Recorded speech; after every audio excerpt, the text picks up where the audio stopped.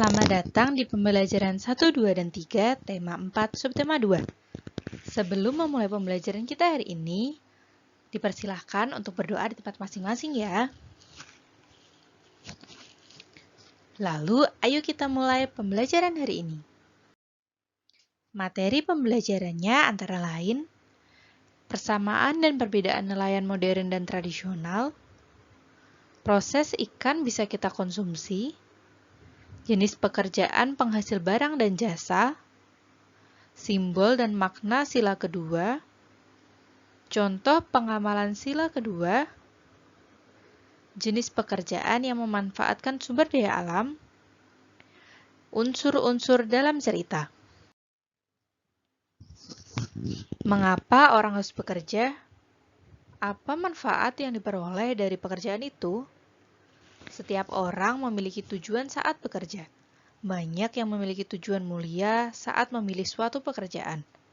Pernahkah kamu bertemu dengan seseorang yang bekerja untuk kepentingan orang lain? Kamu akan belajar tentang hal tersebut melalui cerita pendek berikut ini.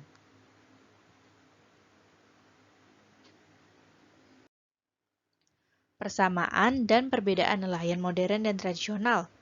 Kita gambarkan menggunakan diagram Venn. Kita lihat dulu apa perbedaannya. Nelayan tradisional menggunakan sampan, sedangkan nelayan modern menggunakan kapal. Nelayan tradisional mencari ikan di daerah pantai, sedangkan nelayan modern mencari ikan sampai ke tengah laut. Nelayan tradisional menggunakan tenaga angin, sedangkan nelayan modern menggunakan tenaga mesin. Lalu kita lihat persamaannya. Ada di tengah diagram Venn. Persamaan dari nelayan modern dan tradisional adalah sama-sama bertujuan untuk mencari ikan. Lalu bagaimana proses ikan bisa kita konsumsi? Hasil tangkapan ikan dijual ke pedagang ikan di pelelangan ikan. Dari tempat pelelangan itulah, ikan dikirim ke pasar-pasar untuk dijual ke penjual ikan atau langsung ke konsumen. Penjual ikan dan konsumen wajib menjaga kebersihan pangan dengan cara mencuci ikan hingga bersih. Jenis pekerjaan penghasil barang dan jasa. Pekerjaan yang menghasilkan barang. Pekerjaan yang menghasilkan barang adalah pekerjaan yang menghasilkan suatu barang yang bisa digunakan oleh orang lain. Misalnya, pembuat makanan, petani, nelayan, peternak, dan pengrajin. Pekerjaan yang menghasilkan jasa. Pekerjaan yang menghasilkan jasa adalah suatu pekerjaan yang pelayanannya bisa dinikmati oleh orang lain. Pekerjaan ini tidak menghasilkan barang. Misalnya, guru, petugas kebersihan, dokter, tukang cukur rambut, polisi, dan sopir. Pekerjaan apa yang paling baik? Bagaimana sikap kita dengan pekerjaan-pekerjaan yang berbeda?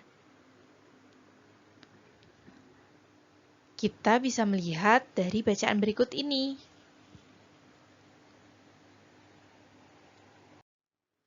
Simbol dan makna sila kedua. Mari perhatikan gambar yang ada di layar ini. Gambar ini adalah gambar rantai, terdiri atas dua jenis mata rantai. Mata rantai yang pertama berbentuk segi empat, yang melambangkan laki-laki, sedangkan mata rantai yang kedua berbentuk lingkaran, melambangkan perempuan. Lambang rantai ini melambangkan sila kedua Pancasila.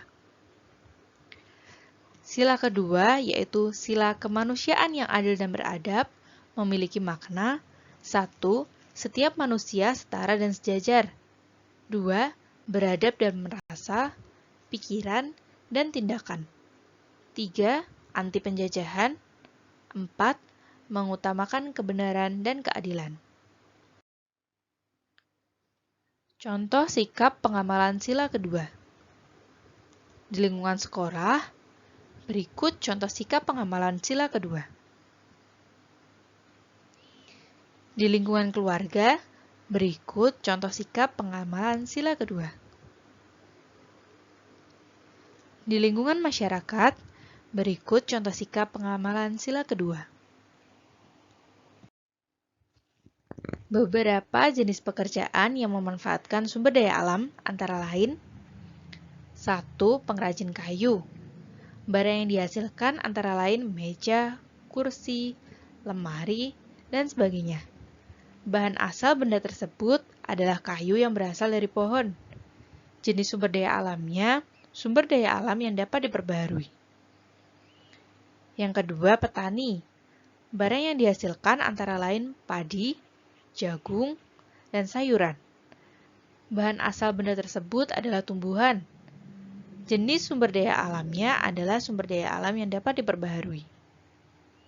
Yang ketiga adalah nelayan. Barang yang dihasilkan ikan.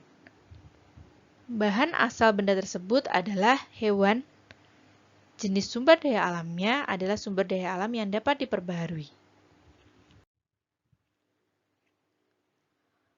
Aku ingin mengetahui pekerjaan yang kegiatannya memanfaatkan sumber daya alam sehingga kita bisa menikmatinya, termasuk kelompok profesi apakah mereka.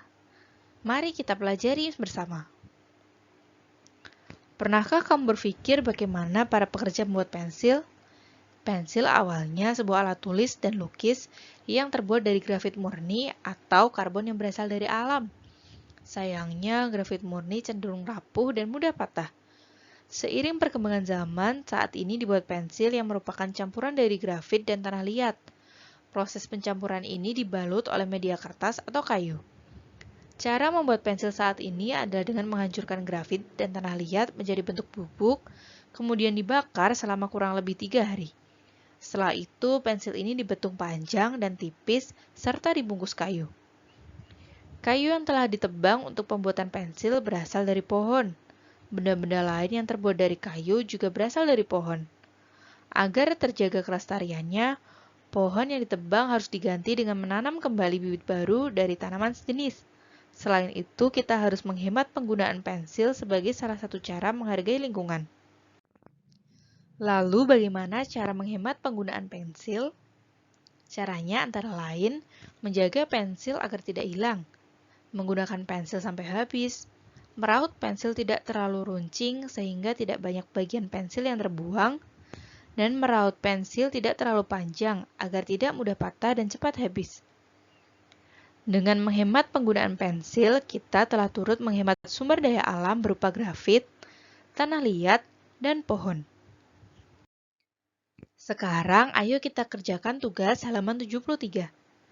Tuliskan jenis barang yang dihasilkan dari setiap pekerjaan dan jenis sumber daya alam yang digunakan, seperti pada tabel berikut ini. Ditulis di buku tulis dengan jelas dan rapi, lalu difoto dan dikirimkan ke bu guru secara japri. Unsur-unsur cerita. Unsur cerita antara lain tokoh dan penokohan, latar, konflik, tema, dan amanat.